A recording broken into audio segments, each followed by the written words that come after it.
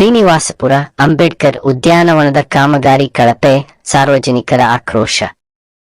ಶ್ರೀನಿವಾಸಪುರ ಪಟ್ಟಣದ ಹೃದಯ ಭಾಗದಲ್ಲಿರುವ ತಾಲೂಕು ಕಚೇರಿ ಆವರಣದಲ್ಲಿ ಸ್ಥಾಪಿಸಲಾದ ಭಾರತೀಯ ಸಂವಿಧಾನದ ಶಿಲ್ಪಿ, ದೇಶದ ಹೆಮ್ಮೆಯ ಮಹಾನಾಯಕ ಡಾ.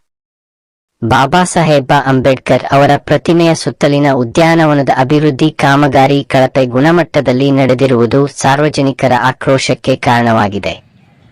2025-26ನೇ ಸಾಲಿನಲ್ಲಿ ಸುಮಾರು 20 ಲಕ್ಷ ರೂಪಾಯಿಗಳ ವೆಚ್ಚದಲ್ಲಿ ಈ ಉದ್ಯಾನವನದ ಅಭಿವೃದ್ಧಿ ಕಾರ್ಯಗಳನ್ನು ಕೈಗೊಳ್ಳಲಾಗಿತ್ತು. ಈ ಮೊತ್ತದಲ್ಲಿ ಪುರಸಭೆಯ ನಿಧಿ ಹಾಗೂ ತಾಲೂಕು ಶಾಸಕರ ಅನುದಾನವೂ ಸೇರಿದೆ. ಸಾರ್ವಜನಿಕರ ಹಣದಿಂದ ಕೈಗೊಂಡ ಈ ಕಾಮಗಾರಿಯನ್ನು ತರಾತುರಿಯಲ್ಲಿ ಪೂರ್ಣಗೊಳಿಸಲಾಗಿದ್ದು, ಅದರ ಗುಣಮಟ್ಟ ಅತ್ಯಂತ ಕಳಪೆಯಾಗಿರುವುದು ಸ್ಪಷ್ಟವಾಗಿ ಗೋಚರಿಸುತ್ತಿದೆ.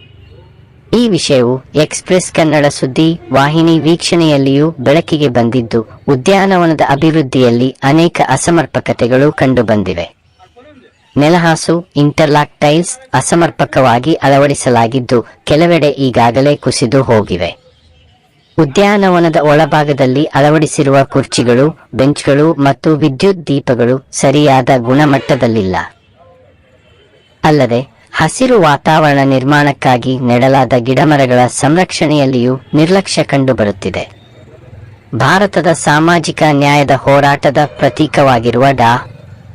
ಬಾಬಾ ಸಾಹೇಬ ಅಂಬೇಡ್ಕರ್ ಅವರ ಪ್ರತಿಮೆ ಇರುವ ಈ ಸ್ಥಳವು ಕೇವಲ ಒಂದು ಉದ್ಯಾನವನವಷ್ಟೇ ಅಲ್ಲ, ಅದು ಸಮಾಜದ ಎಲ್ಲ ವರ್ಗಗಳ ಜನರಿಗೆ ಪ್ರೇರಣೆಯ ಕೇಂದ್ರವಾಗಿದೆ. ಇಂತಹ ಪವಿತ್ರ ಸ್ಥಳದ ಸೌಂದರ್ಯವನ್ನು ಕಾಪಾಡುವುದು ಪ್ರತಿಯೊಬ್ಬ ನಾಗರಿಕನ ಕರ್ತವ್ಯವಾಗಿದ್ದು, ವಿಶೇಷವಾಗಿ ಸಂಬಂಧಪಟ್ಟ ಇಲಾಖೆಗಳ ಜವಾಬ್ದಾರಿಯಾಗಿದೆ.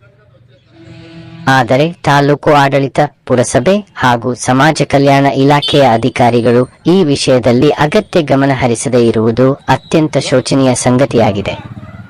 ಉದ್ಯಾನವನದ ನಿರ್ವಹಣೆ ಹಾಗೂ ಸಂರಕ್ಷಣೆಯಲ್ಲಿ ಉಂಟಾಗಿರುವ ನಿರ್ಲಕ್ಷ್ಯದಿಂದ ಸಾರ್ವಜನಿಕರಲ್ಲಿ ಅಸಮಾಧಾನ ಹೆಚ್ಚಾಗಿದೆ. ಸ್ಥಳೀಯರು ಈ ಕಾಮಗಾರಿಯ ಗುಣಮಟ್ಟದ ಬಗ್ಗೆ ಸಮಗ್ರ ತನಿಖೆ ನಡೆಸಿ ತಪ್ಪಿತಸ್ಥರ ವಿರುದ್ಧ ಕ್ರಮ ಕೈಗೊಳ್ಳಬೇಕೆಂದು ಆಗ್ರಹಿಸಿದ್ದಾರೆ. ಸಾರ್ವಜನಿಕರ ಅಭಿಪ್ರಾಯದ ಪ್ರಕಾರ ಕಾಮಗಾರಿ ಆರಂಭದಿಂದಲೇ ಪಾರದರ್ಶಕತೆ ಕೊರತೆಯಾಗಿದ್ದು, ಗುಣಮಟ್ಟದ ಮೇಲ್ವಿಚಾರಣೆ ಸಮರ್ಪಕವಾಗಿ ನಡೆದಿಲ್ಲ. ಇದರ ಪರಿಣಾಮವಾಗಿ ಸರ್ಕಾರದ ಹಣ ವ್ಯರ್ಥವಾಗಿರುವುದರ ಜೊತೆಗೆ ಅಂಬೇಡ್ಕರ್ ಅವರ ಗೌರವಕ್ಕೂ ಧಕ್ಕೆ ಉಂಟಾಗಿದೆ. ಸಂಬಂಧಪಟ್ಟ ಅಧಿಕಾರಿಗಳು ಮತ್ತು ಗುತ್ತಿಗೆದಾರರು ಜವಾಬ್ದಾರಿಯಿಂದ ಕಾರ್ಯನಿರ್ವಹಿಸಿದ್ದರೆ ಈ ಪರಿಸ್ಥಿತಿ ಉಂಟಾಗುತ್ತಿರಲಿಲ್ಲ ಎಂಬುದು ಸಹ